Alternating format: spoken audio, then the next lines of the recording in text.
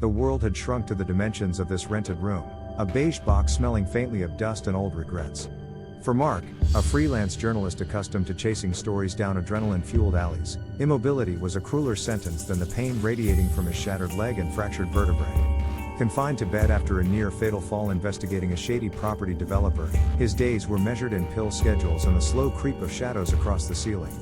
A sprawling, map-like water stain directly above his bed became his unwilling focal point, an ugly geography lesson in neglect. He tried not to stare. Something about it felt wrong.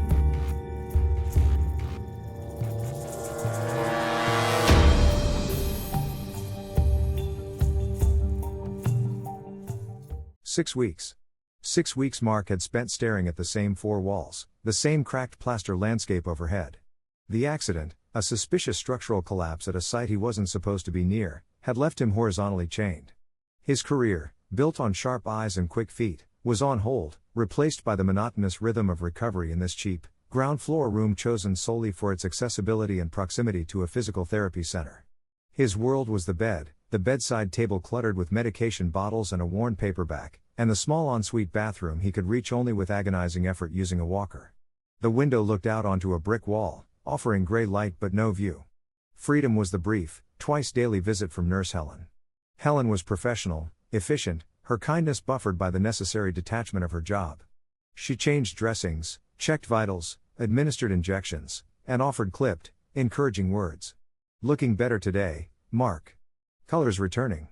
Mark grunted, shifting slightly, a jolt of fire shooting up his spine. Feels the same, Helen. Like I'm nailed to this mattress. Patience, she chirped, adjusting his pillows. Healing takes time. Especially with injuries like yours. He tracked the ceiling with his eyes. That stain. It resembled a misshapen continent, maybe Australia gnawed by celestial termites. Darker patches clustered near the center, radiating outwards in a network of fine, spidery cracks. Old water damage, obviously. The building was ancient, probably riddled with leaky pipes and neglect. Mr. Henderson, the landlord, an elderly man Mark had only glimpsed shuffling down the hall, smelling of mothballs and pipe tobacco, hadn't seemed the type for proactive maintenance. Mark's journalistic mind, starved for input, began cataloging the room's imperfections. The loose floorboard near the door that groaned under Helen's weight. The way the paint peeled slightly near the window frame. The faint, persistent draft from under the door. And the ceiling. Always the ceiling. It started subtly. A tiny speck of something, plaster dust, maybe, landed weightlessly on his cheek. He brushed it away, annoyed. Buildings settle, shed. Especially old ones. He closed his eyes, trying to drift, but the pain kept him tethered to the dull reality of the room. A few hours later, another flake detached itself from the ceiling, landing silently on the open page of his book. He stared at it. It wasn't just dust. It looked almost like a fleck of dried paint, but paler, chalkier. He looked up. The stain seemed unchanged, inert.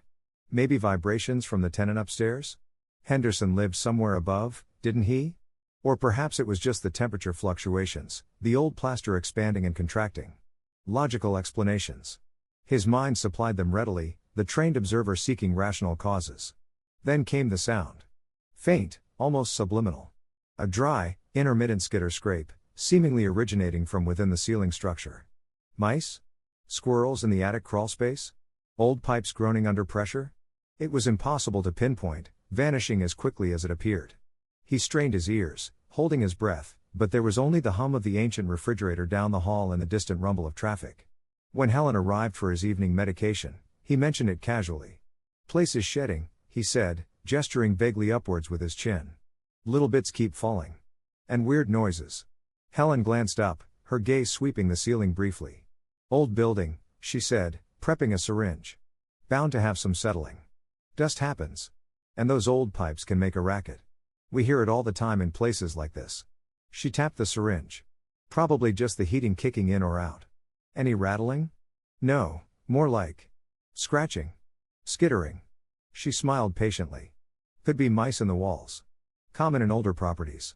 I can mention it to Mr. Henderson if you like, but honestly, Mark, sometimes the pain medication can make you a little more sensitive to sounds, maybe even a bit imaginative.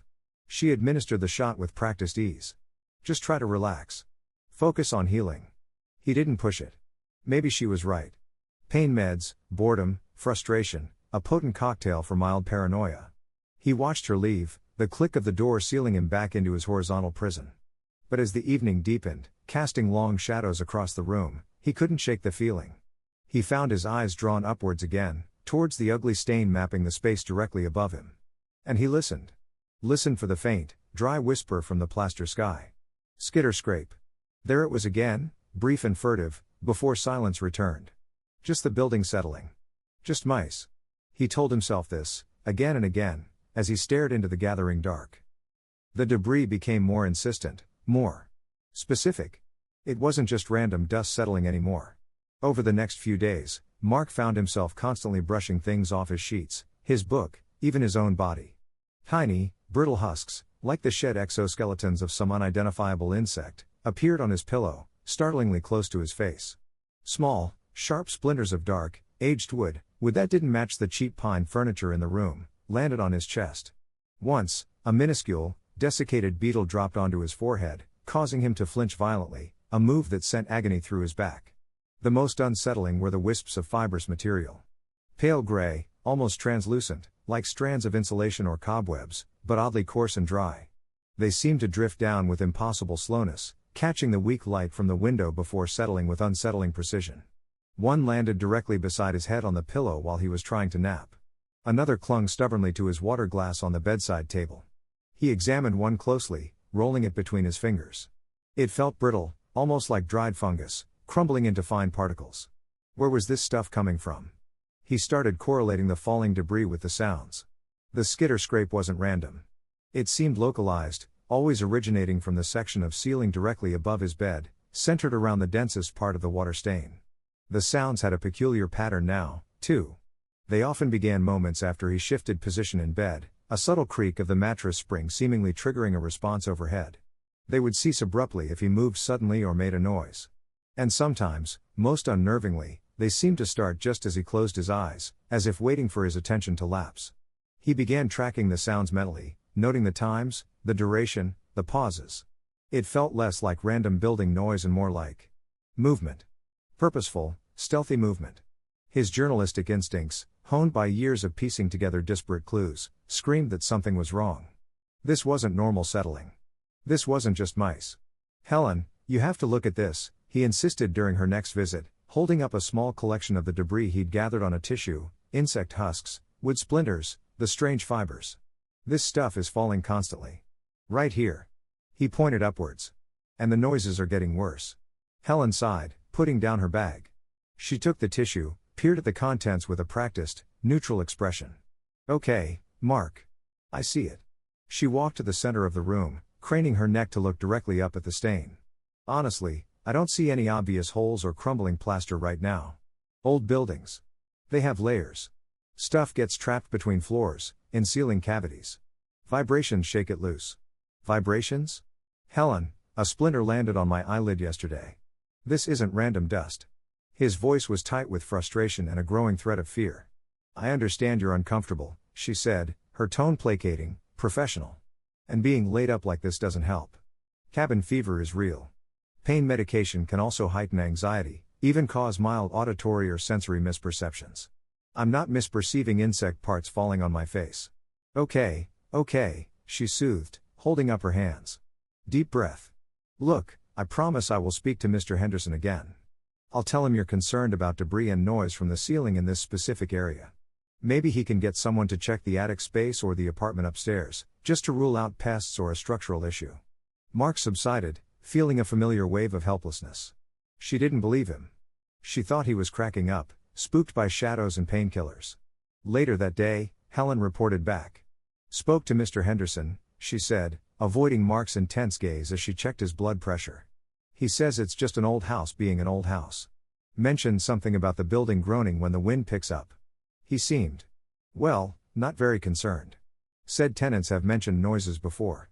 "Did you tell him about the specific debris? The husks? The fibers?" Mark pressed. "I mentioned dust and debris," Helen admitted carefully. He waved it off. Said it was probably from the insulation or leftovers from old pest treatments ages ago. He wasn't very receptive, Mark. He's eccentric." Mark felt a cold knot tighten in his stomach. Unheard. Dismissed. trapped beneath a ceiling that was actively shedding alien fragments, accompanied by sounds that mimicked stealthy life. The room suddenly felt smaller, the stained plaster overhead more menacing.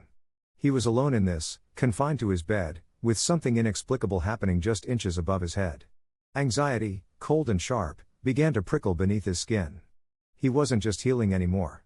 He was waiting. The feeling began subtly, a vague sense of unease localized to the space directly above him. It wasn't a sound or a sight, but a physical sensation, impossible yet undeniable. It felt like pressure. As if something substantial, something with mass and weight, was resting heavily on the ceiling joists right over his bed, centered precisely within the sprawling geography of the stain.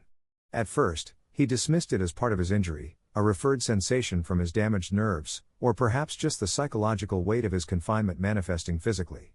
But the feeling grew more distinct, more persistent. It was a heavy stillness, a palpable presence pressing down from above.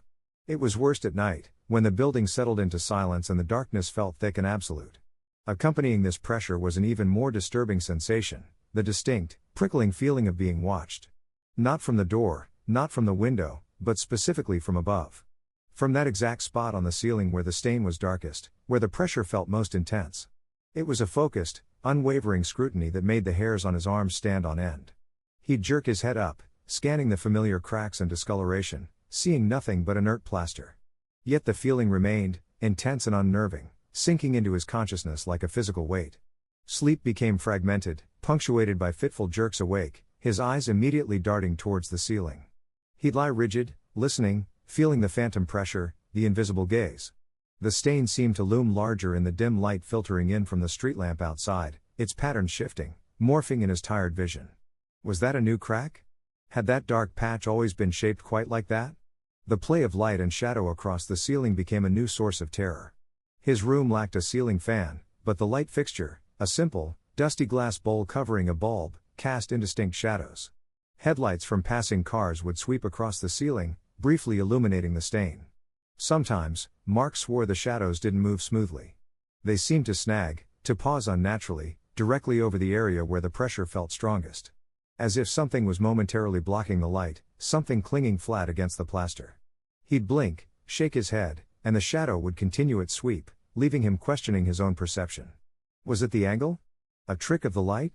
Or was something up there, subtly manipulating the darkness? Looking up directly was becoming increasingly difficult. Not just because of the pain in his neck and back, which shot warning signals with every attempt, but because of the sheer dread that accompanied the act. Staring at the stain felt like issuing a challenge, like meeting the gaze of something he desperately didn't want to acknowledge. He began resorting to indirect methods, channeling his frustrated energy into clandestine observation. He'd angle his smartphone screen just so, pretending to read, hoping to catch a reflection of the ceiling. The glare and the small screen revealed little more than a distorted patch of beige. He tried using the small hand mirror Helen had left for him, holding it awkwardly, trying to capture the area above without moving his head too much. The reflection was unstable, fragmented by the slightest tremor of his hand, showing only tantalizing, unclear glimpses of the familiar cracks. He filled a glass of water and placed it on his bedside table, watching the surface for ripples, for reflections. The water remained still, its surface mirroring the mundane texture of the plaster. But the feeling intensified whenever he tried these methods. The pressure overhead would seem to deepen, the sense of being watched becoming almost suffocating. It was as if the entity knew he was trying to see it, and resented the attempt. It remained hidden, a silent, heavy presence clinging just beyond the veil of plaster and paint, detectable only through the subtle rain of its leavings, the phantom weight of its body, and the unnerving focus of its unseen gaze. The more he tried to pierce the veil, the more oppressive its hidden presence became, turning his sick room into a zone of escalating psychological warfare. Driven by a mixture of terror and frustrated defiance, Mark decided he had to try. Ignoring the screaming protests from his spine, he gripped the bed's railing, teeth clenched, and slowly, agonizingly, began to pull himself up. Sweat beaded on his forehead, his vision blurring with pain, but he forced himself into a semi-upright position, propped precariously against the pillows, his neck craned at an excruciating angle.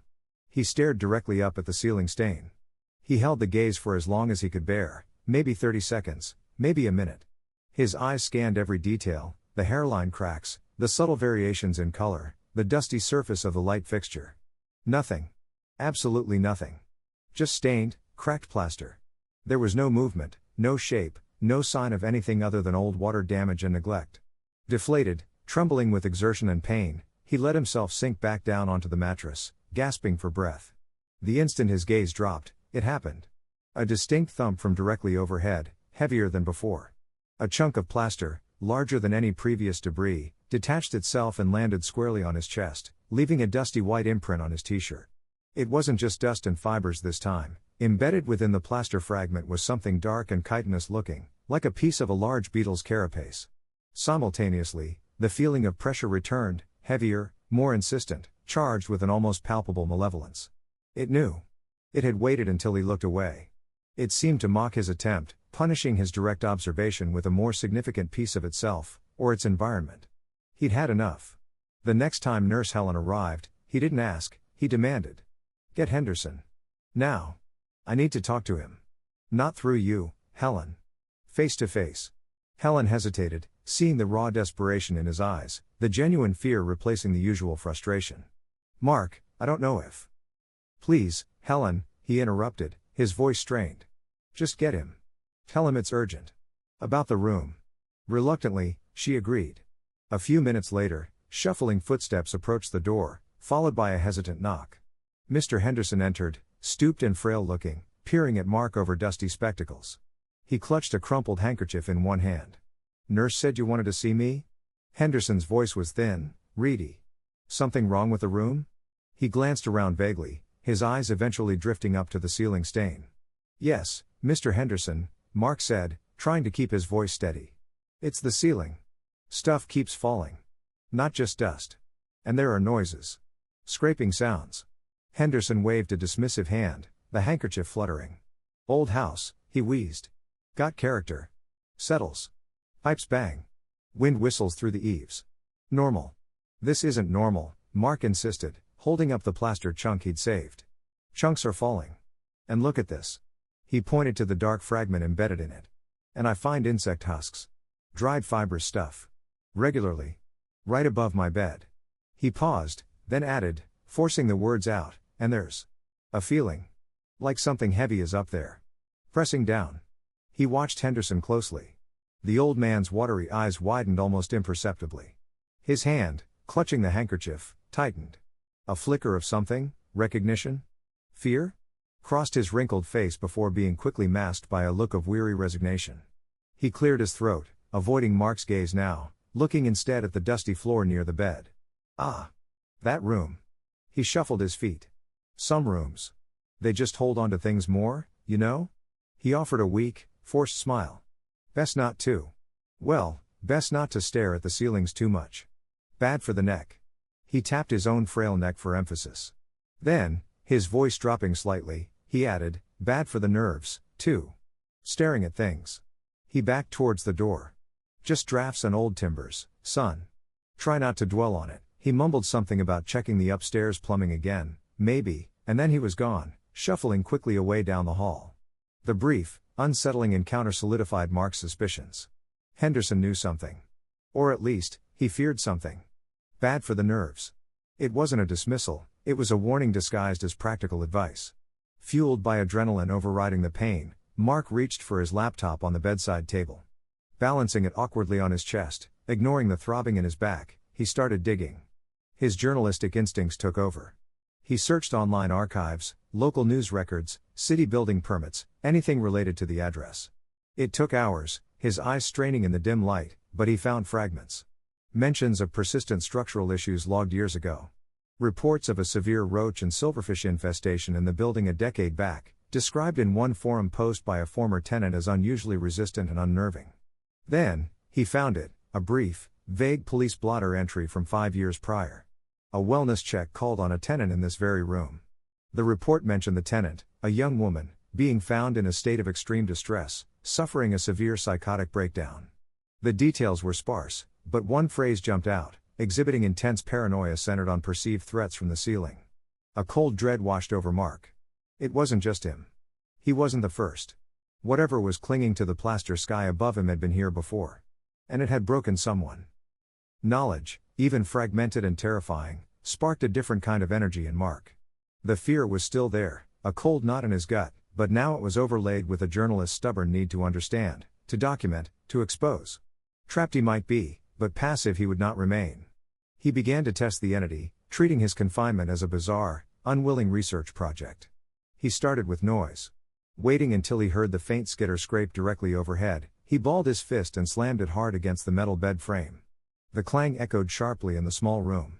Instantly, the sound from above ceased. Utter silence descended, thick and watchful. He waited, holding his breath. After perhaps a full minute, the faint scraping resumed, but it sounded cautious, tentative, as if assessing the source of the disruption. He tried shouting, a sudden, sharp bark of sound. Again, immediate silence followed by a wary resumption. It reacted to sudden, loud noises, but it wasn't deterred for long. Next, he experimented with placement. He took his paperback book and deliberately placed it flat on his chest as he tried to rest. Hours later, when he woke from a fitful doze, the book had shifted slightly, angled towards his feet. Around it, almost invisible on the dark cover, was a fine sprinkling of the pale, fibrous dust. He tried the same with his phone. He found it later, screen down, moved a few inches towards the edge of his mattress. Again, accompanied by that telltale dusting. Was it bumping against things? Or deliberately moving them? The implications of the latter were far more disturbing. Light was the next variable. Waiting until the room was dark and the feeling of pressure was intense, he grabbed his phone, activated the flashlight app, and aimed the bright beam directly at the center of the stain. The effect was immediate and visceral. The feeling of weight overhead didn't lessen, it intensified, becoming almost crushing. He couldn't be sure, hampered by the ringing in his ears that sometimes accompanied his pain medication, but he thought he heard a faint, sharp hiss or click from the plaster, like chitin scraping against wood. And a fresh sprinkle of fine debris rained down, catching the beam like malevolent snowflakes. He quickly switched off the light, his heart pounding. It didn't like direct light. It reacted defensively. He considered asking Helen to turn on the overhead light fixture, but it was recessed behind the dusty glass bowl, casting a diffuse, weak glow. It probably wouldn't be strong enough to bother it. He needed something more focused, more aggressive. Strobe light, he thought, recalling an app he had. Maybe later. He asked Nurse Helen about the ceiling fan again, remembering the brief mention in the landlord's dismissal. Is there supposed to be a fan here? Helen glanced up at the light fixture. Looks like there might have been one once. See those capped wires next to the base? Probably removed years ago. Common in old rentals, they break down and landlords just replace them with cheap lights. No fan. That avenue of agitation was closed. He was limited to the tools at hand, sound, light from his phone, and his own nerve. Nurse Helen, meanwhile, was growing increasingly concerned, though she masked it behind professional composure. Mark was visibly deteriorating. His eyes were bloodshot from lack of sleep, darting constantly towards the ceiling. His skin was pale and clammy. He spoke rapidly, obsessively, about the debris, the sounds, the pressure. He'd started keeping meticulous notes on a pad, logging every sound, every fallen particle, every fluctuation in the presence. While changing his bed linens one morning, Helen paused. She picked up a small, dark splinter of wood from the sheet near where Mark's head would rest. It was old, almost petrified, certainly not from any furniture in the room.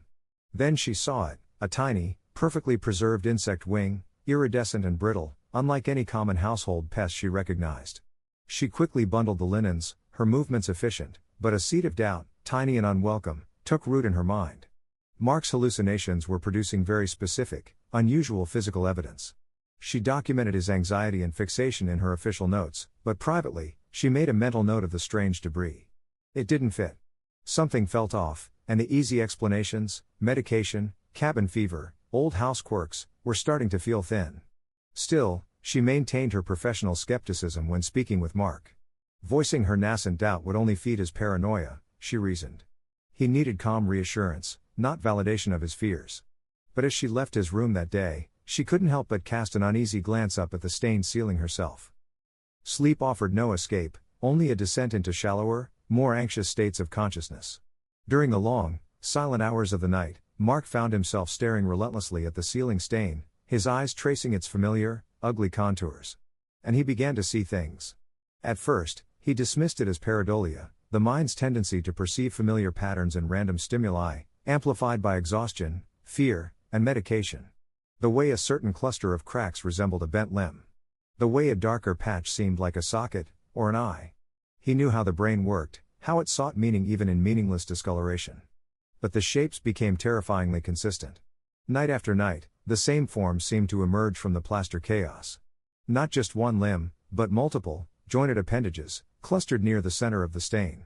Thin, skeletal shapes that seemed to overlap, folded flat against the ceiling. And the eyes, not one, but a collection of small, dark points, like the compound eyes of an insect, grouped together in the darkest part of the stain. They seemed to absorb the faint light, possessing a depth that plaster shouldn't have. Sometimes, he imagined he saw a faint, slow pulsing, a barely perceptible expansion and contraction, as if the shapes were breathing in time with the building's subtle vibrations. Was he losing his mind? Was this the breakdown the previous tenant had experienced? The line between perception and hallucination blurred, leaving him adrift in uncertainty and mounting dread. He had to know. His chance came during a late-night thunderstorm. Rain lashed against the window, and flashes of lightning periodically bleached the room white. The sounds from the ceiling were quieter tonight, perhaps subdued by the storm's fury. Positioning his phone carefully on his chest, angled upwards, he waited. He set the camera to record video, hoping to catch something in the split-second illumination of the lightning. A brilliant flash lit the room, followed by a deafening clap of thunder. He stopped the recording, his fingers trembling. He played it back, frame by agonizing frame. Most frames showed only the glare-white ceiling or the subsequent darkness. But one frame, captured at the peak of the lightning flash, held something more. It was indistinct, washed out by the intense light, but undeniably there. Something pale, flattened against the ceiling, nestled within the darkest part of the stain. Its texture seemed different from the surrounding plaster, smoother, almost slick-looking. And the shapes. They matched what his pareidolia had been showing him. Multiple thin limbs, bent at unnatural angles, converging towards a central mass. It blended almost perfectly, a masterpiece of natural camouflage, but the lightning had caught it, revealing its alien geometry for a fraction of a second. He zoomed in, adjusted the contrast on his phone screen, his breath catching in his throat. The image pixelated, losing detail, but the impression remained. Pale. Multi-limbed. Clinging. Pressed flat against the plaster like a monstrous, desiccated starfish. It wasn't just in his head. His pareidolia wasn't invention, it was perception. A wave of nausea washed over him, followed by icy fear. He had seen it. Indirectly, imperfectly, but he had photographic evidence, however grainy and fleeting. It was real. And it knew. The moment he finished manipulating the image, staring at the monstrous shape revealed on his screen, the atmosphere in the room shifted. The tentative quiet from overhead vanished. A loud, frantic scraping erupted directly above him, far more aggressive than before. It sounded like claws scrabbling desperately against wood and plaster. Then came the debris. Not dust or fibers this time.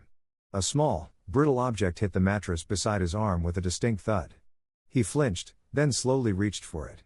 It was a small bird, desiccated and stiff, its neck broken. Feathers brittle, eyes sunken. Where had it come from? Had it been trapped in the ceiling void? Had the creature put it there? Then, something else fell, landing softly on his blanket.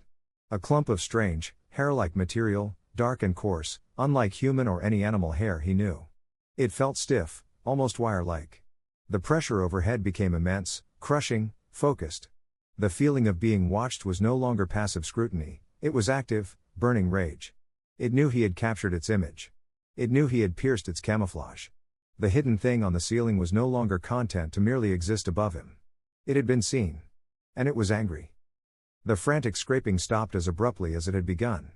A profound silence fell from above, heavier and more terrifying than any sound.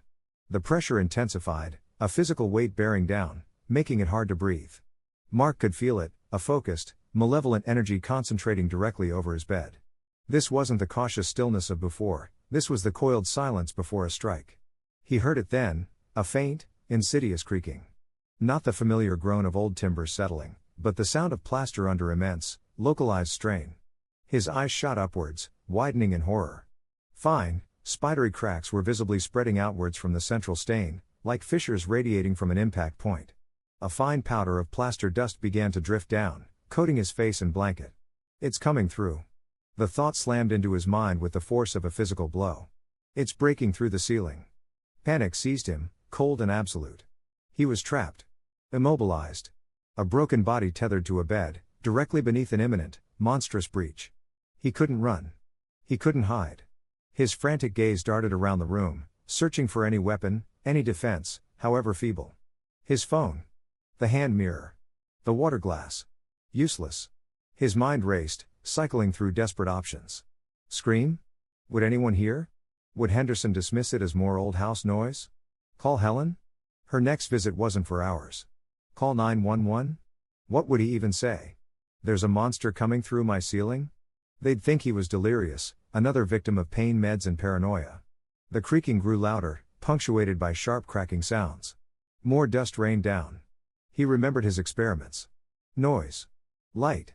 It reacted to sudden stimuli. It recoiled from intense light. His phone. He fumbled for it, his fingers clumsy with terror. He found the strobe light app he'd considered earlier, tapping the icon with a trembling thumb. The screen pulsed with blinding white flashes. He raised it, aiming the strobing light directly at the cracking stain overhead. Simultaneously, he started banging his fist rhythmically, desperately, against the metal bed frame, creating a jarring, metallic clang that reverberated through the small room. Light and sound. Hit it with light and sound. The effect was instantaneous but not what he'd hoped. The pressure didn't lessen, it felt like it writhed. A low, guttural hiss echoed from above, cutting through the strobing flashes and the banging. The cracking accelerated, pieces of plaster now visibly bulging downwards. Then, with a sickening sound of tearing plaster and splintering lath, the center of the stain gave way. Plaster dust exploded downwards in a choking cloud. Larger chunks rained down, striking his chest, his arms. He flinched, trying to shield his face, the strobing phone still held aloft, its frantic flashes illuminating the nightmare unfolding inches above him. Through the dust, through the strobing chaos, he saw it. A direct, terrifying glimpse. Not the whole creature, but parts. A skeletal limb, impossibly thin, pale as bone or old plaster, ending in multiple sharp, chitinous claws scrabbling at the edge of the breach. Too many joints, bending at sickeningly unnatural angles.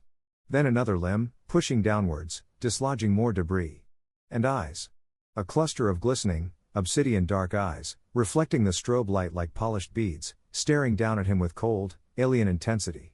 It was an insectoid, not exactly arachnoid, but something nightmarishly in between, or perhaps something else entirely. Something evolved or adapted for the tight, dark spaces above human lives, clinging, waiting.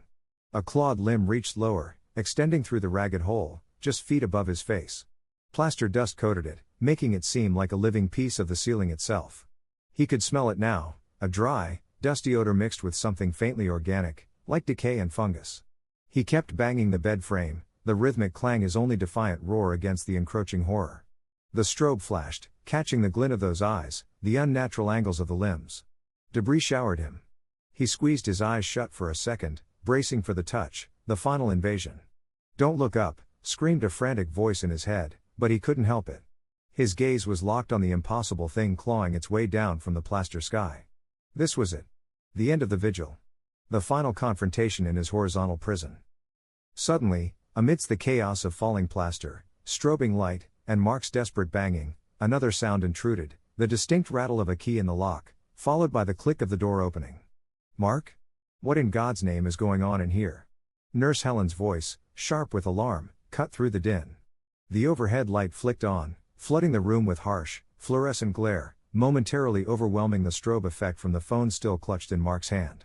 The reaction from above was immediate and violent.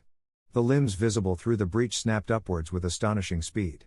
There was a tremendous scrambling, scraping sound from within the ceiling void, receding rapidly, accompanied by a final shower of plaster and dust that rained down onto the bed.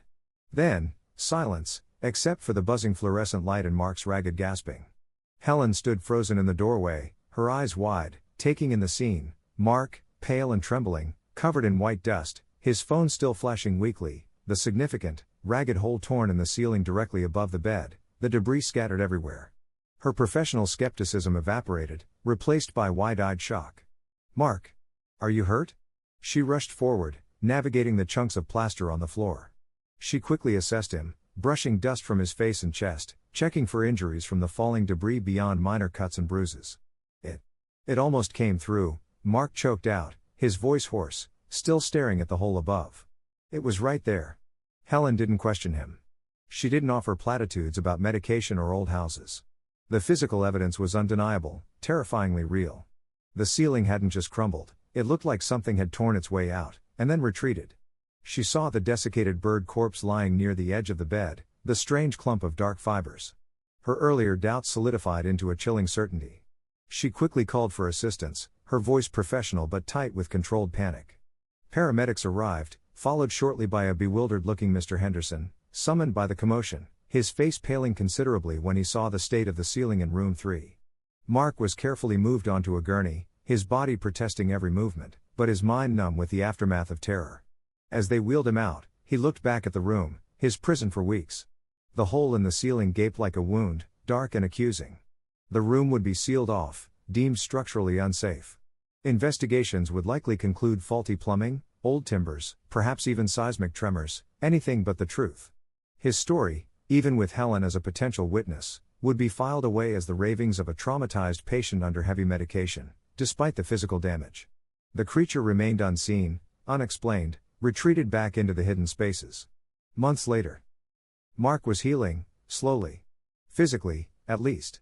He was in a new apartment, modern, clean, chosen specifically for its smooth, pristine, blessedly unblemished ceilings. He had minimal furnishings, preferring sparse, open spaces. He could walk now, albeit with a cane and a persistent ache in his back that served as a constant reminder. He lay in bed, the afternoon light slanting through the blinds.